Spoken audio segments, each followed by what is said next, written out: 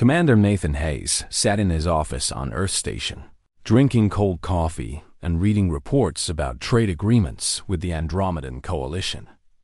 It was boring work, the kind that made his brain feel heavy. He had joined the diplomatic corps to change the galaxy, not to shuffle papers about tariff rates. The communication system on his desk beeped. Not a normal beep. A priority beep. Red light flashed on the screen. Nathan put down his coffee and activated the display. The message was simple. The Xipharian Empire wanted him. Not wanted a delegation. Not wanted a team. Wanted him, Nathan Hayes, personally. The message came from Empress Cathara herself, the most powerful being in the known galaxy. Nathan read the message 3 times. His hands felt cold. The Xipharians were not known for politeness. They were insects the size of humans, with hard shells that looked like metal and eyes that saw things no human eyes could see. They had conquered half the galaxy through pure force. They did not ask for people. They took them or destroyed them. But this message asked. It asked with the full weight of the Xipharian throne behind it. He was to report to the Xipharian royal palace in 14 days. A ship would arrive to collect him. He should bring minimal luggage and 1 security officer of his choice. No weapons. No recording devices. Complete discretion was required. Nathan closed the message and stared at the blank screen. His reflection looked back at him, confused and afraid. He called Lisa Grant immediately. Lisa was his head of security, a woman who had fought in 3 wars and never flinched when ships exploded around her. If anyone would know how to handle this, it was her. They met in the secure meeting room on the lower level of the station. Lisa read the message in silence. Her expression did not change. She was like that about everything, even the time a bomb went off in the docking bay. When she finished, she looked at Nathan. "They want you alive," she said. "If they wanted you dead, they would not send an invitation. That is supposed to make me feel better?" "It should," Lisa said. She sat back in her chair. The Xipharian queen has never summoned a human to her court. Never. I checked the records. There are reports of humans being brought to Xipharian worlds, but not like this. Not as guests of the Empress. Then why now? Why me? Lisa shook her head. That is what we need to find out. But we go. You do not refuse the Xipharian Empress. The next 2 weeks were a blur of preparation. Nathan briefed his superiors on Earth and at the United Nations. They were shocked and worried and excited all at once. Some said it was an honor. Others said it was a trap. Nobody knew the truth. Nathan packed light, as instructed. He brought 2 uniforms, some personal items, and a small data pad with basic information about human culture. He did not know what Cathara wanted, so he did not know what to prepare for. Lisa packed weapons anyway, hidden in places that were hard to find. Nathan told her not to. Lisa did it anyway. That was why he trusted her. The Xipharian ship arrived on schedule. It was not like human ships. It had no windows, no visible engines, no clear lines. It looked like a piece of black glass that had been bent into an awkward shape. When the landing ramp came down, the air felt strange, like walking through something thick. There were 4 Xipharian soldiers waiting inside. They did not speak. They gestured for Nathan and Lisa to sit in the transport area. The seats were hard and uncomfortable, designed for bodies that were not human-shaped. As the ship rose from the docking bay and began to accelerate, Nathan felt his stomach drop. He was leaving Earth. He was traveling to the heart of alien civilization. And he had no idea what would happen when he arrived. Lisa sat next to him, watching the walls of the transport. Her hand was near her weapon. Nathan appreciated that about her. She did not try to make him feel better with false words.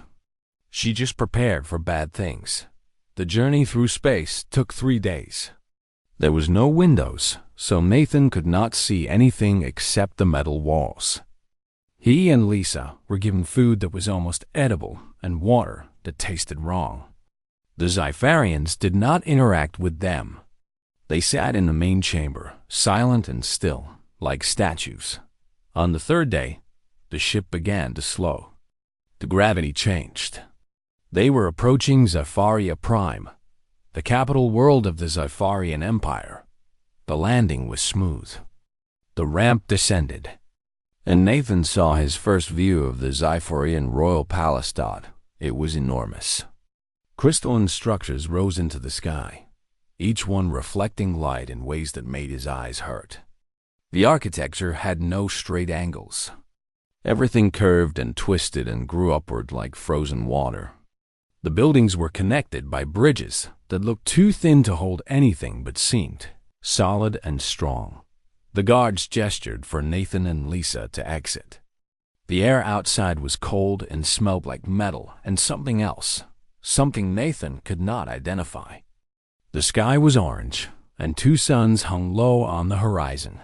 They were led through a main entrance into a corridor that stretched so far Nathan could not see the end.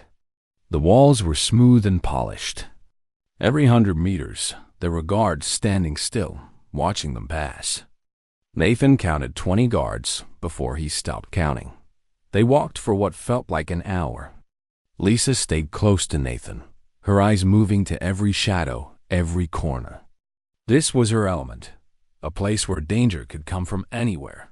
Finally, they stopped in front of a massive door. It had no handle, no lock, no visible way to open. The guards stopped. They did not move. They did not speak.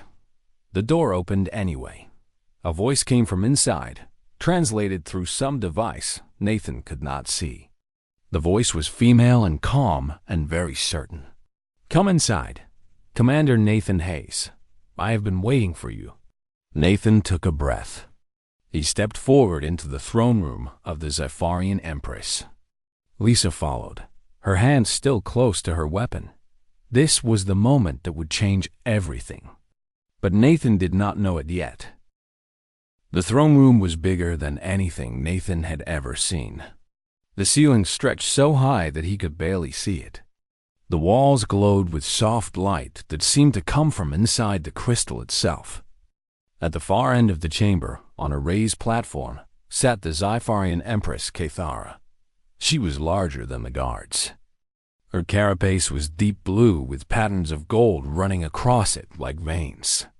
Her compound eyes were massive and black, reflecting the light like mirrors. She had 6 limbs, and 4 of them were folded carefully across her lower body. The other 2 rested on the arms of her throne. Nathan forced himself to walk forward. Lisa moved with him, one step behind, her eyes scanning everything. There were other Zypharians in the chamber. Military advisors, Nathan guessed, by the way they stood and the weapons some of them carried. A few wore what looked like formal clothes instead of armor. Scientists, maybe. Or politicians. Nathan stopped 30 meters from the throne, as far away as he could get. He bowed, the way human protocol demanded. Cathara did not move. She watched him.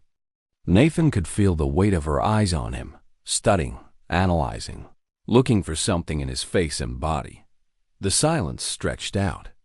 It became uncomfortable. Nathan wanted to speak, but knew it would be wrong to talk first. She had summoned him. She would speak when she wanted to speak. Finally, Cathara moved. She shifted in her throne, and the sound it made echoed through the chamber. When she spoke, her voice came through the translation device, but it sounded wrong on human speakers. It sounded like she was trying to match human speech patterns and not quite succeeding. "You have never met me before, Commander Hayes." "No, Empress." "I am not, but you know who I am." "Yes, you are the Empress of the Zypharian Empire. You control 17,000 worlds. Your military force is the strongest in the galaxy." "That is what the facts say," Cathara said. "But facts are not why I brought you here." Nathan waited. Lisa shifted her weight slightly, staying ready for anything. I brought you here because my empire is failing, Cathara said. Not in strength. My military is as powerful as it has ever been. Not in resources. My worlds produce more than enough. But in something else. Something I do not have a word for in your language. She paused. Nathan could not read her expression. Sci-Farian faces did not work the same way human faces did. There is a threat to my empire. A species called the Venetians. Do you know this name? I have heard reports, Nathan said carefully. They were thought to be extinct. They disappeared thousands of years ago when your empire was expanding. They did not disappear, Cathara said. They hid. And now they have begun to attack my outer colonies. Not in the way an intelligent species should attack. Not with strategy. Not with the goal of conquest or resources. They attack with desperation. With rage. With patterns my military advisors cannot understand. Nathan glanced at the military officers in the chamber. They looked angry, as if they did not want him to hear this. My generals have lost 12 battles against the Venetians. 12, with superior numbers and superior weapons. The Venetians are fewer. They have less technology, but they keep winning. Do you understand, Commander? They keep winning in ways that should be impossible. I understand you need a different approach, Nathan said. Yes, Cathara said. And I believe you are the one to give it to me. One of the military advisors moved forward. He was large even for a Zypharian, with scars across his carapace. Empress, this is not wise. A human cannot lead our forces. Cathara turned her compound eyes on him. The temperature in the chamber seemed to drop. I did not ask for your opinion, Commander Vex. I have made my decision. Vex stopped talking, but his mandibles clicked together in anger. Cathara turned back to Nathan. I want you to lead a task force. Humans and Zyphorians together. You will study the Venetian attacks. You will find the pattern that my advisors have missed. And you will stop them. Nathan's mouth went dry. Empress, I am not a military commander. I am a diplomat. I know what you are, Cathara said. That is exactly why I want you. Your military generals are too much like me. We think in the same ways. We understand power and strategy and the rules of war. But the Venetians do not follow these rules. You are human. You think differently. You understand desperation in ways that a Zypharian cannot. I do not understand desperation better than you, Nathan said. I just understand humans. The Venetians are not human. No, Cathara said. But they are desperate. And you have survived things that should have killed your entire species. You know what it means to have no other choice. You know what beings will do when they have nothing left to lose. Nathan wanted to refuse. He wanted to say that he could not do this, that it was impossible, that he was the wrong person. But he was standing in front of the most powerful being in the galaxy, and she was looking at him with absolute certainty. How long do I have? He asked. To complete the mission? 3 months, Cathara said. If you fail, the Venetians will destroy more colonies. More of my people will die. That is not acceptable. And if I succeed? Cathara did not answer right away. She looked at Nathan for a long time, her black eyes reflecting no light.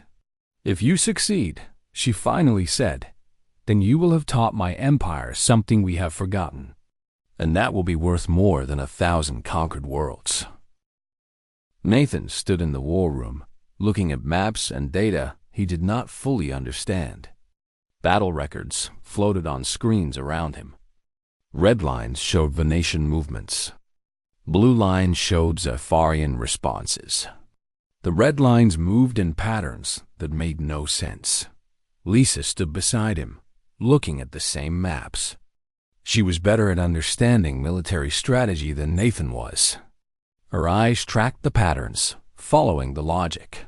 They are protecting something, Lisa said quietly. Look, Every attack happens within 200 kilometers of this region. And every time the Xipharians move forces to stop them, the Venetians pull back and hit somewhere else. But they never move far from this area. Nathan looked at where she was pointing. She was right. All the Venetian movements stayed within a specific zone. It was like they were drawn to it, pulled back by something stronger than the desire to win. A Xipharian officer entered the war room. It was Commander Vex, the one who had questioned the Empress. He looked angrier than before, if that was possible. "You have your team," Vex said. He did not sound happy. 20 of my best soldiers and the resources you requested. But I am telling you now, human, this will fail. The Venetians are animals. They cannot be stopped through study and analysis. They can only be destroyed. Then we will try destroying them, Nathan said. But first, let me understand what we are destroying. Vex made a sound that was probably anger. He turned to leave. Then he stopped. "The Empress believes in you," he said, not looking back. "I do not know why, but she does. So I will help you, even though I think you will get more of my soldiers killed." Then he left. Over the next week, Nathan and Lisa studied everything they could find about the Venetians. They were tall, insectoid creatures with sharp teeth and claws. They had been formidable fighters thousands of years ago, before the Xipharian expansion began. Some records showed them as fierce and brutal. Other records showed them as intelligent and cultured, with art and music and philosophy. But something had changed them. Something had made them different from what history remembered. Nathan made a decision. He was going to the battle zone in person. Vex thought he was crazy. Lisa said it was dangerous. But Nathan needed to see with his own eyes what was happening. They took a small ship to the disputed territory. The sky above was gray and looked sick. The ground below was rocky and broken. There had been fighting here, lots of it. The bodies were gone, but burn marks showed where explosions had happened. They set up a temporary camp. Xipharian soldiers formed a perimeter around it, weapons ready for attack. Nathan and Lisa worked through the night, setting up communication equipment. At dawn, Nathan transmitted an open message. He identified himself as the human commander sent by the Empress. He said he wanted to talk. He said there did not need to be more fighting. Nothing happened for 6 hours. Then, as the sun was getting low, a signal came back. A Venetian wanted to meet. One representative from each side. Neutral ground, away from weapons. The message was clear and direct. Lisa wanted to refuse. It could be a trap. It probably was a trap. Nathan agreed it probably was. But he went anyway. He walked alone into the rocky area between the camps. Lisa watched from a distance, a rifle across her body. The Venetian appeared from behind a ridge. He was tall, maybe 2 meters, with a hard exoskeleton that was brown and scarred. His eyes were yellow and intelligent. He moved carefully, his forearms held away from his body to show he was not reaching for weapons. "I am Krell," the Venetian said. His voice came through a translation device. "You are the human. I am Nathan Hayes. I am here to understand why you are fighting." Krell made a sound that might have been surprise. "To survive. We fight to survive." "But you are winning against the Xipharians," Nathan said. "You could escape. You could leave this region and never fight again." "We cannot," Krell said. "This region is where our breeding colonies are. If we leave, the Xipharians will find them. They will kill everyone. The children, the elders, everyone. They have done this before, Commander Hayes. Thousands of years ago, they did this to our entire civilization." Nathan understood then. He finally understood. "You are not trying to win a war," Nathan said. "You are trying to buy time. You are trying to protect your people." "Yes," Krell said. "That is all we have ever wanted. To be left alone. To rebuild. But the Xipharians will not allow it. Nathan took a step forward. What if I could change that? What if I could offer you something else? Safe territory. A place where your people could live without fear. Where you could rebuild without hiding. Krell's yellow eyes studied Nathan carefully. Why would the Xipharian Empress agree to this? I do not know yet, Nathan said honestly. But let me try. The throne room was full of angry Xipharians. Nathan stood in front of the Empress, trying not to think about how much firepower was directed at him from different directions. He had brought Krell's proposal to Kathora 3 days ago. It had caused chaos. The military wanted to reject it immediately. They said giving territory to the Venetians was surrender. They said it was weakness. They said Nathan had betrayed the Empress and should be executed. Kathora had listened to everything without speaking. Then she had called this meeting. Explain again, Kathora said. Why I should give territory to an enemy that is trying to kill my people. Nathan took a breath. He had prepared for this. He had known it would be hard. Because the fighting will never end if you do not, Nathan said. The Venetians are not trying to conquer you. They are trying to protect their children. You cannot kill that kind of determination, Empress. You can only destroy it by offering them something better. You can only beat desperation by giving hope. Commander Vex stood up. The human speaks nonsense. We should crush the Venetians. We have the strength. We have the strength, Nathan agreed. But what will it cost? 12 battles lost. How many more will you lose? How many of your soldiers will die?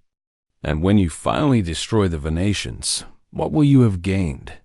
Territory that is worthless and the anger of every species in the galaxy who sees what you did to people who just wanted to live. The room was silent. Nathan continued. The humans have a saying. We are strong, not because we can destroy, but because we can choose not to. We are powerful not because we conquer, but because we offer peace. That is something the Xipharians have forgotten. Kathora stood. All the other Xipharians stood immediately. She was moving, and they had to show respect. What do you propose? She asked Nathan. Give the Venetians a territory. 10,000 kilometers of land that has no strategic value. Let them build their civilization there. Make a treaty that says neither side will attack the other. Let them live, and if they attack, then you have the moral authority to destroy them, Nathan said. But they will not attack. Krell just wants his people safe. Kathora moved down from her platform. She walked past her advisors, past the military commanders, directly to Nathan. She was much larger than him. He had to look up to see her face. You think I'm like your species, Kathora said. You think I became Empress because I conquered. You think I have forgotten mercy. I think, Nathan said, you became Empress because you are strong. Real strength is showing mercy when you have the power to destroy. Kathora was silent for a long time. Then she turned to face all the Xipharians in the room. We will offer the Venetians a territory, she said. We will make a peace treaty. And any commander who violates this treaty will answer to me personally. The room exploded. Military officers shouted in protest. Politicians argued. But Kathora raised one of her upper limbs, and everything stopped. This is not a discussion, she said. This is a command. Then she turned back to Nathan. There is one more thing. Yes, Empress? I want you to stay here. As my permanent diplomatic advisor, I want you to teach my people what you have taught me today. That there is strength in understanding. That there is power in offering hope instead of just offering destruction. Will you do this? Nathan thought about Earth. He thought about his apartment and the cold coffee he drank and the boring trade reports. He thought about Lisa, standing beside him waiting to see what he would choose. Yes, Nathan said. I will stay. 3 months later, Nathan stood on the palace balcony watching the two suns set. The Venetian Treaty had been signed. The territory had been given. The breeding colonies were starting to move from their hidden places into the open. Lisa came to stand beside him. She was staying on Zafaria too. She said someone needed to make sure Nathan did not get killed by his own optimism. The first Venetian civilian settlement is being established, Lisa said. 5,000 individuals. Children running around. They looked happy, Nathan. They actually looked happy. Nathan nodded. This was the moment that made everything worth it. Not the political victory, not the treaty, but the simple fact that creatures who had been hiding in fear for thousands of years could now stand in the sun without being hunted. Cathara summoned him the next day. When Nathan entered her private chamber, she was alone. No advisors, no guards. Just the Empress of the Zypharian Empire sitting quietly, looking at a window that showed the stars. "Do you know why I chose you?" Cathara asked. "No," Nathan said. "I have wondered." "Because my empire stopped growing," Cathara said. "Not in size. We grew larger every year. But in understanding, we stopped. We conquered worlds. We dominated species. We built an empire so powerful that nothing could challenge us. But we never learned to build something that would last beyond force." She turned to look at Nathan. "I became Empress 100 years ago. I was young, even for a Zypharian. My advisors told me that strength came from absolute power, and I believed them. I have spent a century proving them right. I have conquered everything in my path." "But you are unhappy," Nathan said. "Yes," Cathara said. "I am very unhappy. And then you came. You showed me something I had forgotten, that the strongest empires are not built on fear. They are built on trust, on alliances that people choose because they want to, not because they have to." Nathan did not know what to say. "Your species is young," Cathara said. "You have been in space for only 200 years. You should not have lasted this long. Every other young species has been conquered or destroyed. But you survived. Do you know why? Because we are lucky? Because you understand something in your bones that takes most species millennia to learn. You understand that survival is not about being the strongest. It is about understanding others, about making alliances, about choosing compassion when you could choose violence." Cathara stood and walked to the window.